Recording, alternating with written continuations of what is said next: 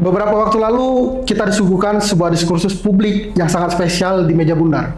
Presiden Prabowo berhadapan dengan sejumlah jurnalis dan pakar menegaskan suatu visi besar revolusi penegakan hukum di Indonesia. Bagi kita yang mengamati dinamika negara ini, pernyataan tersebut bukan sekedar janji politis biasa, melainkan sebuah sinyal komitmen menuju tata kelola negara yang lebih ideal. Untuk memahami signifikasinya, mari kita membedah melalui kacamata landasan bernegara kita, yaitu rule of law. Dalam literatur hukum tata negara, rule of law pada prinsipnya menempatkan hukum sebagai pemegang kedaulatan tertinggi, bukan kekuasaan manusia atau rule by man. Ada dua pilar utama yang sangat relevan untuk kita soroti di sini. Pertama, supremasi hukum, di mana setiap tindakan negara dan warga negaranya harus memiliki legitimasi konstitusional.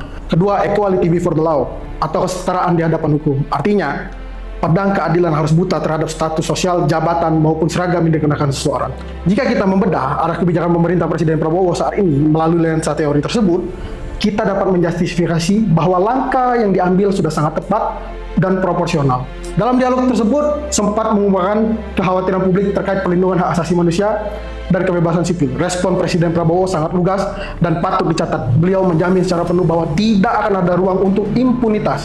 Beliau secara eksplisit menegaskan bahwa aparatur negara sekalipun jika melanggar hukum tidak akan dilindungi. Ini adalah manifestasi nyata dari rule of law. Pemerintahan saat ini secara terbuka mengakui adanya tantangan internal seperti oknum deep state di dalam institusi negara yang merasa kebal dari jerat keadilan. Keberanian Presiden untuk membersihkan institusi-institusi krusial seperti kepolisian dan kejaksaan dari praktik kekuasaan yang korup adalah langkah yang fundamental.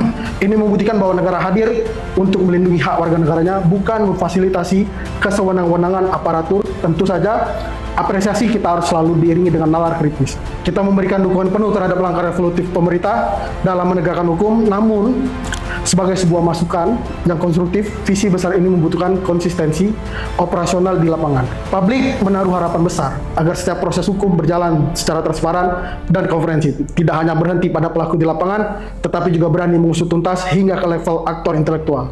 Pada akhirnya, penegakan hukum yang berkeadilan adalah tulang punggung dari peradaban sebuah bangsa. Mari kita kawal bersama komitmen pemerintah saat ini untuk memastikan bahwa hukum di Indonesia benar-benar berdiri tegak sebagai panglima bagi seluruh lapisan masyarakat.